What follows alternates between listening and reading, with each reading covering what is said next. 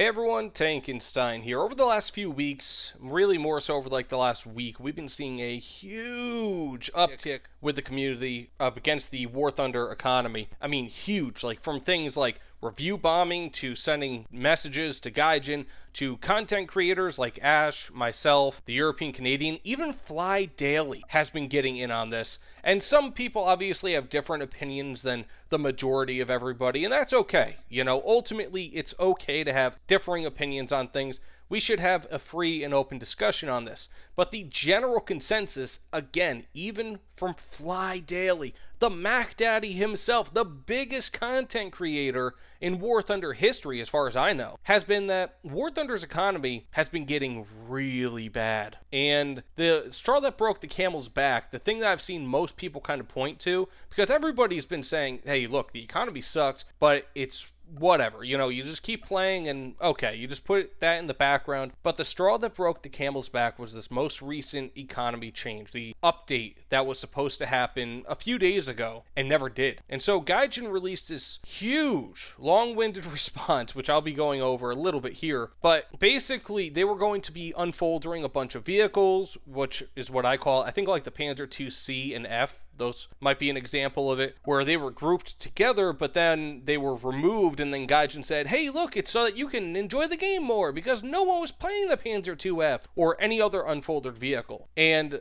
the thing is, it's like, sure, but the reason why is because people will play it after they grind through that part of the tech tree. And in the first rank or two in War Thunder, it doesn't really matter all too much, but what happens when they do that in rank 6 vehicles? The few rank 6 vehicles, rank 7 vehicles that are actually folder, like the MBT-70, the KPZ, whatever it is, like the 9.0 BR vehicle, you guys know what I'm talking about, where what happens when that becomes unfolder? Now people have a tremendous amount more work that they have to do in order just to get through that part of the tech tree. And that to me is just ridiculous. And not only that, but you have other things like the Kafir Canard, for example. One of the economy changes that they had was that the Kafir Canard was going to be reduced in its SL gain, right? Like a $70 vehicle, something that people purchased with an expectation that they'd be able to make X or Y amount of SL with it, X or Y amount of RP with it. They kept the RP the same, but they reduced rather the SL gain. So it went from 750-ish%, if I'm not mistaken, if you had a premium account, to 500 or 550-ish% if you had a premium account for SL gain. And they did that with the F4 EJ-ADTW, if I'm not mistaken, and I believe maybe a few other vehicles, but correct me if I'm wrong. And kind of the whole thing with this is that Gaijin has steadily, for the most part, they've kept their RP gains the same, but your SL gains have been reduced, right? And this has been over years, but minor changes. And people say, oh, slippery slope, that's a logical fallacy. No, it isn't, and War Thunder is one of the main examples anybody could point out, because over the last few years we've been seeing it time and time and time again, where we've had things like I think, what was it, like last year or 2 years ago, where Gaijin said, oh, well, we're going to be changing the amount of SL that you get for winning, but we'll let you decide by how much, right? So they just said, well, this change is going to happen anyways, but here you go. You get to decide how much you want to suffer. And so, ultimately, something like that, and I believe it was the Scottish Koala that mentioned it, was that the overall win rate in War Thunder is something like 52 or 53%. So anytime that you lower the amount of SL that you get for winning, which is what they did, it actually hurts the community as a whole. And so, and by the way, Scottish Koala, if you're watching this, it's not that I didn't respond to your Discord messages or anything, or I just didn't see it. I'm really bad with Discord. I am so sorry, man. But anyways, that being said, I'm really bad with Discord. But going back to it, we have to look at it as Gaijin wants us to get a lot of vehicles. Definitely. I mean, I'm sure they do. But do they want, or rather to unlock them? But do they want us to buy them? Not really. At least not without their help. And this has been kind of the trend. We've been seeing it where there have been more and more SL syncs. There have been more and more things that you can just purchase with SL that that kind of take it away from the vehicles that you're going to purchase. I mean, like, look at the demolition crates or the summer crates. Any of those 50 or 60,000 SL crates that it takes to unlock, those rarely give you a net gain. And especially after opening, and I've opened up hundreds of them, I've not gotten a single vehicle from them. I've not gotten anything more than, I mean, I've probably lost millions and millions of SL just opening them. And it's one of those things where Gaijin has just been absolutely making it more difficult for you to purchase things in game, even if just by a little bit here and there. But they've been making it so that, oh, well, this is a change for the community. And that's kind of what this whole entire article is about. This is a good thing. But it really isn't. You know, it really isn't. They're looking at things, and I understand. Gaijin deserves to be paid. I want War Thunder to succeed. I do. I've been playing this game for 10 or 11 years. Why would I not want this game to succeed? But the problem is that once they take it too far, it becomes too convoluted. War Thunder was probably, I don't think it was meant to get past early Cold War vehicles. That was it. But now we're starting to see like hints of the F-15 coming to War Thunder soon enough. Not with this newest update, but maybe in an update or two. And it's just become to the point where they've released rank 7 premium aircraft, which is totally unnecessary. I mean, the European Canadian had a good point, but this was a pretty well-known thing.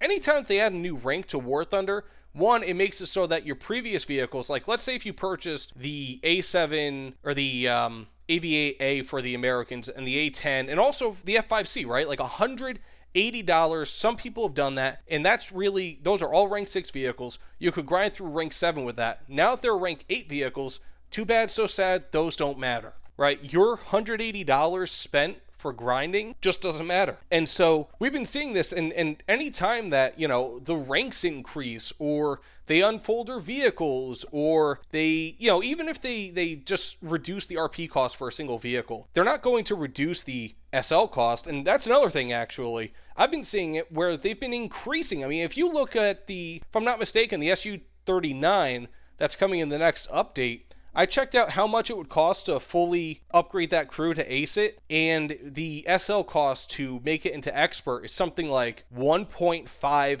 million. Crew costs have gone up. They have gone up. Make no doubt about that. They have increased substantially, and it's been these little insidious changes that we've been seeing in which Gaijin has just been changing the economy here and there, where I think, hey, you know what? Maybe if Gaijin introduced something where if you had, and I asked for this months ago, like let's say if you purchase Battle Pass, maybe if you purchase Battle Pass, give people a permanent 2%, like permanent, right? Like for each time that they purchase Battle Pass, give them a permanent 2% RP and SL boost. It's not much, but over time, it'll grow, you know, and maybe like make it up to a 5 times boost. I've seen it where sometimes if people purchase a premium or a battle pass or a season pass of something, it gives you a permanent boost that stays on your account so that way you keep it. And imagine that. Imagine having a 10% RP and SL bonus after 5 battle passes. Wouldn't that be radical?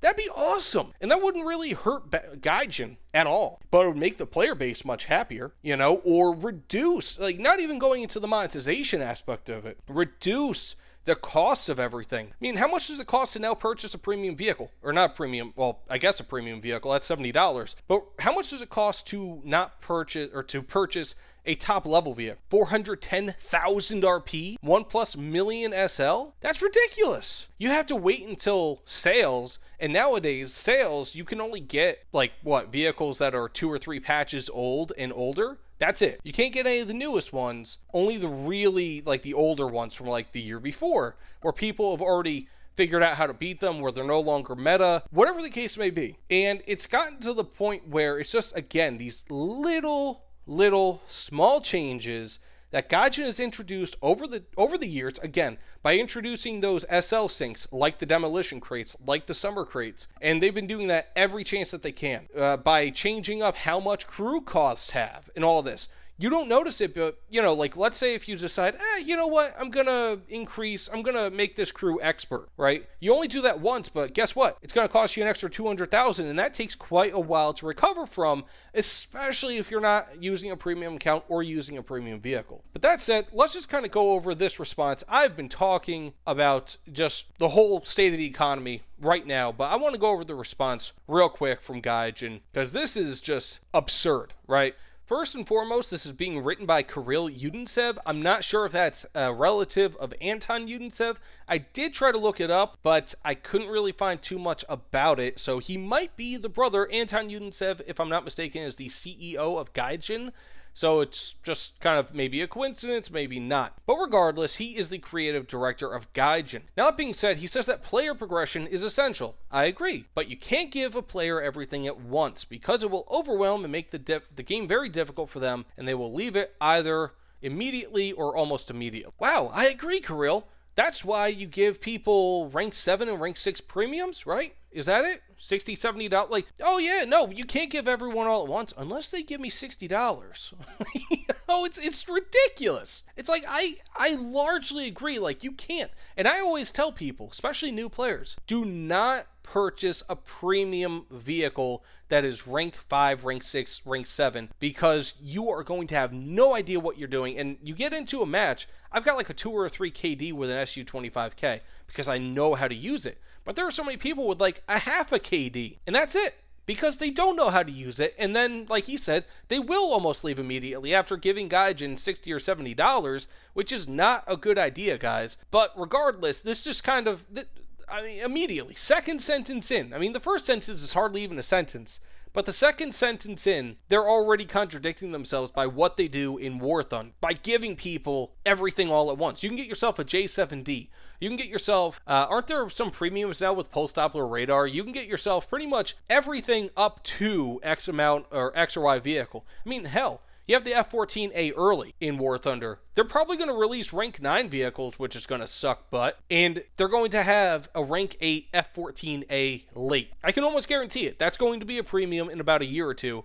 They left the door open for that because they know people are going to buy it. Anyways, in addition, progression serves as one of the basics of how a game makes money. Exactly, premium account, whatever. I don't have a problem with premium account. Typically, Gaijin, and this is something that they've done right, Golden Eagles in premium account are typically fairly priced, even a little bit better priced than other games. I actually did a comparison between War Thunder and World of Tanks recently, or last year I think it was, and I found that actually World of Tanks costs more for premium account and similar things for the most part than War Thunder does, although War Thunder is definitely closing the gap very quickly. The fundamental difference between paid games and fair play free-to-play games is that you don't have to pay to play free games. And most players don't actually play. About 80% don't put any money into the game, which is great. That's totally fine. But the thing is that, they make it so that you have to put money into the game in order to play. Whilst playing for months or years, I can almost guarantee you that most people who've never put any money into the game probably quit after a few weeks or a few months because it becomes ridiculously overpriced. Like the SL and all that, you can't progress. I've heard years ago that past rank 3 or rank 4, you pretty much need premium account in order to progress because of repair costs, because, even minor things like ammo costs start to count up. Then it goes on to say, in any game, players play only when they have fun, but in a free-to-play game, players only play if the game really entertains them. The players already playing, already having fun, and pays if they want to support the game or try something new, which is, at the same time, not necessary to enjoy the game. Otherwise, they would just quit playing and not at all. People, I don't really think, play to support the game. They play so that they can get further in the game or because there's a vehicle they want. That's why they released the A10A early, even though I don't think there was ever technically an A10A early in ever. The only real difference is that they can carry 2 air-to-air missiles compared to 4 with the late. That's it. People they just buy it. They're not like, you know what? I want the Yudentsevs to have more money. I don't think they do that. I think they just look at it and say, ooh, me like Burt Cannon. And they buy the A10. That's it. They don't give a damn about supporting the game. The vast majority of people don't. It's ridiculous. Hence, the unobvious conclusion, the less you have to pay to play the game, the more differently price-paid options it should have, so that those who can afford it spend more. And those who can't or don't want to play for free and can play for free and have fun. Okay. fair enough. There are many progression and economy options in free-to-play games. Not all of them are suitable for our game because War Thunder is about real combat vehicles, which are not equal, of course, differing in power and capabilities. And for the most part, you could get away and say, you know what, Gaijin's been pretty fair for that. The fact that it does matter, they are real combat vehicles, but they just released the M1 KVT, which was a fake vehicle. That never existed. Even the E100 didn't really exist. I mean, it did in part, but it didn't. You know, the Panther 2 didn't exist. There were a few vehicles that never actually existed, at least in full, and they're in game. Now, this is a very important part. To quickly and roughly summarize the general principles of economy and progression in our game, vehicles should be unlocked gradually, from simpler and older to more complex and later, unless you give them $60 up front. The total time to get the first top vehicle should be balanced, not too long or too short. Number of game hours. I've heard people putting in thousands of hours, with premium time no less, before they even sniff top tier. And by sniff, I don't mean like get close to it. I mean like they're sniffing it and it's like top tier reeks. It's like a trash dump, and they sniff it from like halfway across town because that's how much it stinks. It takes them that damn long to even get close to top tier, you know? And again, I'm not praising World of Tanks here, but at least their design is pretty straightforward. They have rank 1 through rank 10, and you have 10 vehicles to unlock. That's it. You know, in Gaijin or in War Thunder, you have literally sometimes dozens of vehicles to get through. Dozens! In order to get to top tier, and if they unfold their vehicles, more of them, it becomes even worse. The player should, at the beginning of the game route, while mastering the game, get new in-game equipment often enough. I agree. Okay, that's fair enough, right? That's reasonable. This game has to earn money, otherwise it will be closed. Okay, fair enough, and it must make money without a paywall. Okay, I guess. So you can play indefinitely without paying anything, so there is no deception that the game is free, when in fact it is not. Income should provide everyone the opportunity to play a multiplayer game with multiple modes and features. There are really barely multiple modes. I mean, you have multiple difficulty settings, if you will, arcade, RB, and sim. And I guess you can make an argument for arcade, you know, Assault Arcade, but that's been in the game for like 10 years. The other matches, the other modes that they had, like their PvE mode, were teased like, what, 2 years ago? And they have not yet been released. World War mode is a very transient thing, but regardless, just poking at them aside, progression and economy, it should, as far as possible, provide a variety of vehicles encountered in battle. Otherwise, it's just boring. Well, boring is subjective. There should not be too many farming vehicles, and especially if they're statistically stronger in battles. Otherwise, only the same popular vehicles will appear in battle. Kind of like JU-288s. I mean, those are the only, like, you can get into a match and you'll have 4, I don't know if I've seen 5 of those on a team before, but like, especially around that BR, it's like there could be 8 people on a team, 6 or 8 people in a team, and the majority of your team is going to be JU-288Cs, right? Like, that is just how it is. In a game with so many vehicles and modes, it's impossible to manually adjust the in-game economy. It's important to, okay, I don't know why they put this parentheses here. It's important that it obeys specific rules, and manual changes to them would skew a vehicle's effectiveness, making some vehicles bad and others better than average, and thus affecting their occurrence in battles. Well, this has already happened. On the basis of these theses, the economy is adjusted algorithmically based on statistics. Okay, it all sounds good, right? But in practice, it's not. I mean, like, you have some things like Harrier GR1 that was released where it was just absolutely bananas, right? It was released at like 9.3 BR, nothing could stand up. And of course, now it's not, but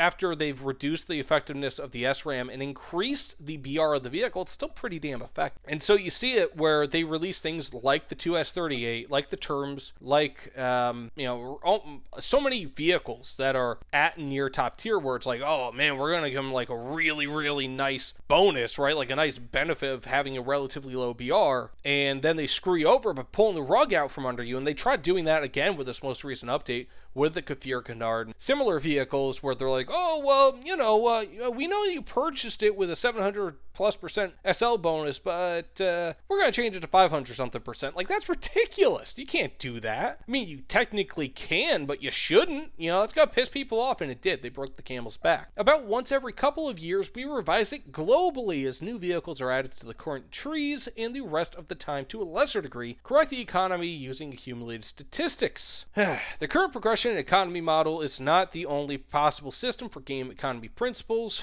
There are also, for example, systems based on randomness or on the exchange of virtual objects between players. However, without even considering the limitations on different platforms associated with these options, and any such significant changes are unlikely to be well received. After all, our community is formed of people who accept the current...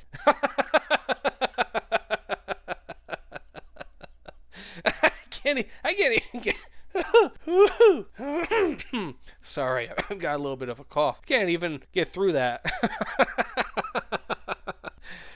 I'm not even putting on this laugh. I'm actually laughing at it. After all, our community is formed of people who accept the current economy and progression in basic principles, or rather that they may even like it in general.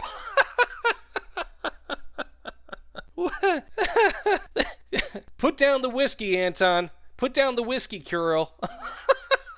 Oh my gosh. Or whatever it is, the vodka, I don't even know. Holy guacamole. Yeah, I don't think people accept it.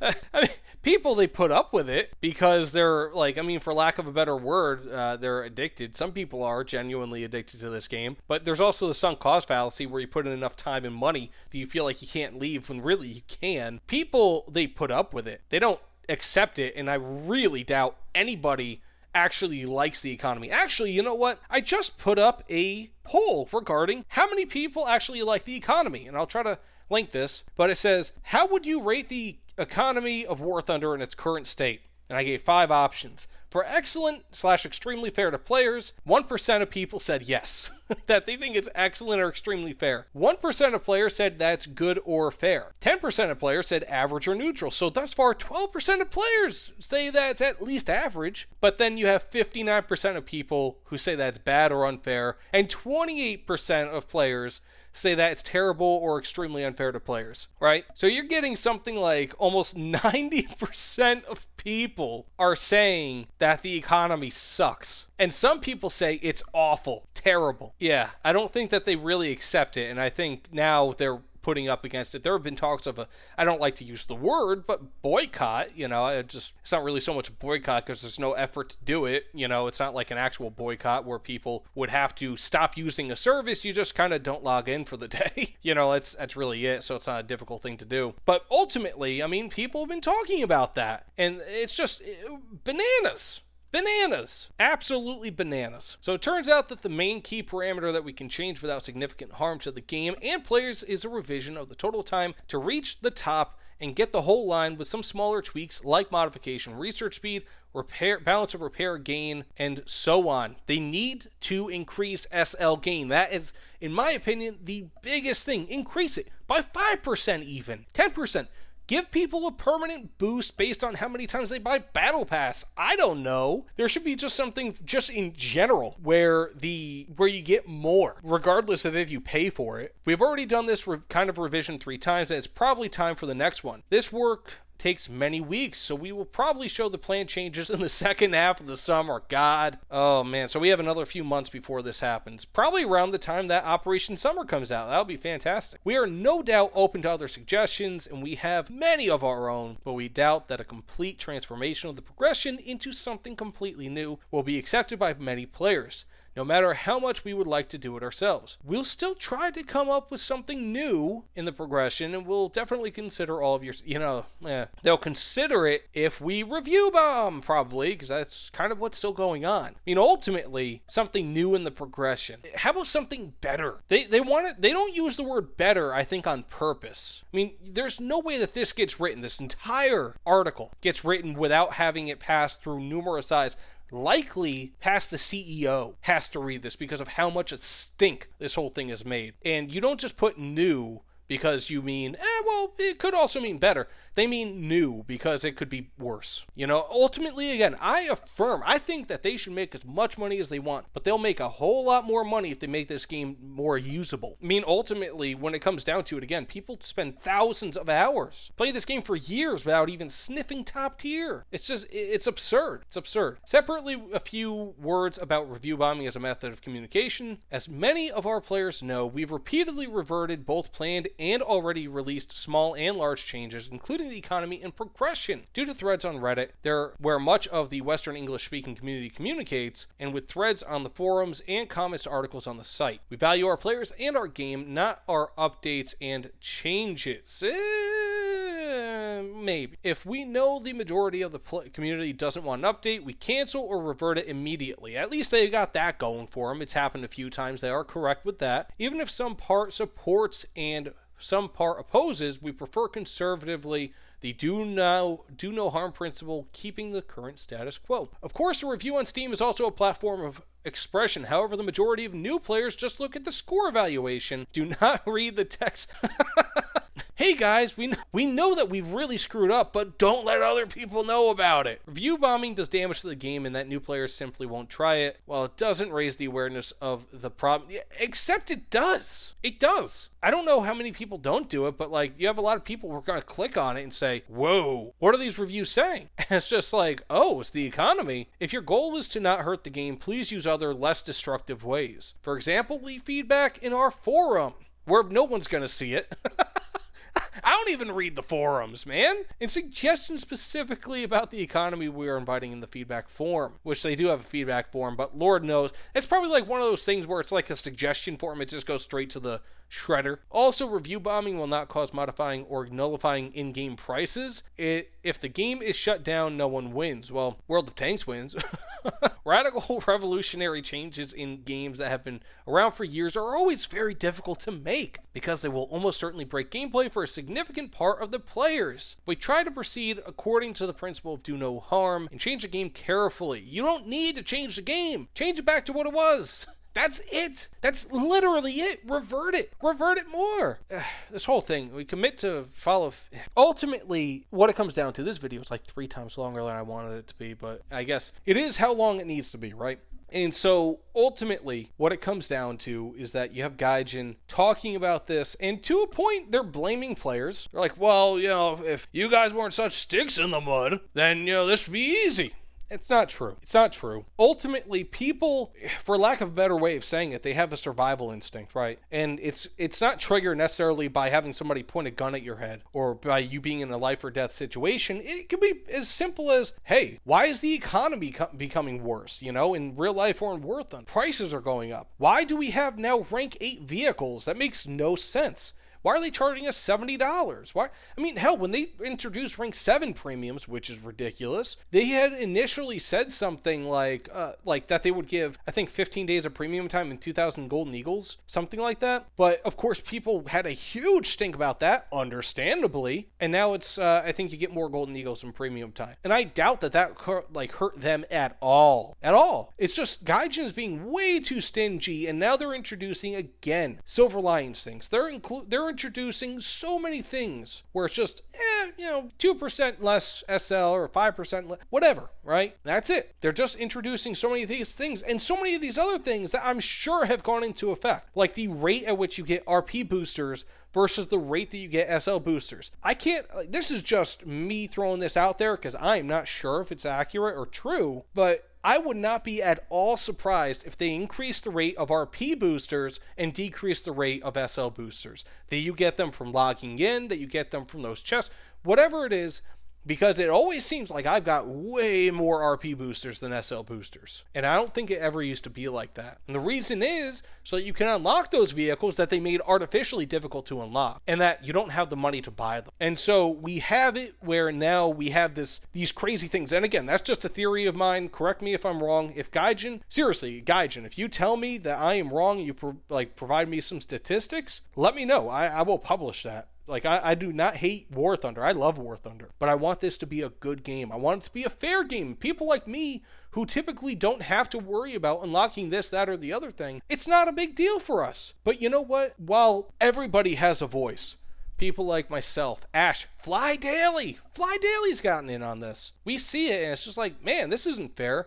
People who are putting their money into it, if you're free to play, it's free to play, whatever. It should still be more fair for you guys than it is now, obviously. But guess what? It's like, it's becoming to the point where you need premium as the standard. You cannot do it without premium. How about, I don't know, if they increase premium by the cost by 10%, right? But they made it so that you get more out of it, or they made it so that the base economy is more favorable so that premium natively is better. There's so many options that they could do, but they always go with the option of, we can cut their SL game, cut this, that, and the other. It's not good. It's not good. And this entire thing, obviously some of this is idealistic. Oh, well, we do this, that, and the other thing, and, we to correct the economy using accumulated statistics, and we're trying to make this game better for you, and it doesn't make it that way. Just because you want it to be like that, you hear it all the time. Tax the rich.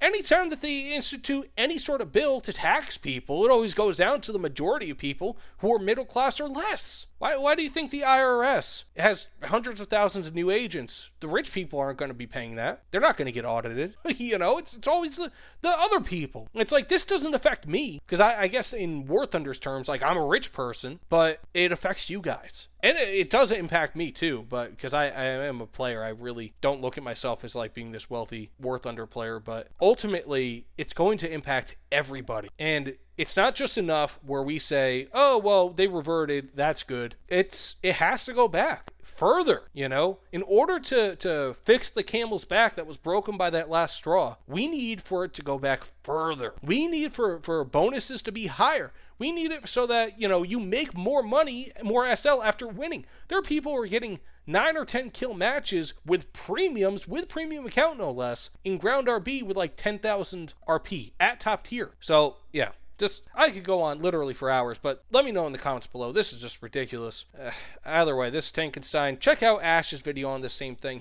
Ash is a friend of the channel. By the channel, I mean me, because I pretty much run the channel myself. Although I do have great Discord mods. Thank you guys for being there for me. But again, thank you so much, and I'll see you all on the other side. Boycott if you want, and just take care, everyone.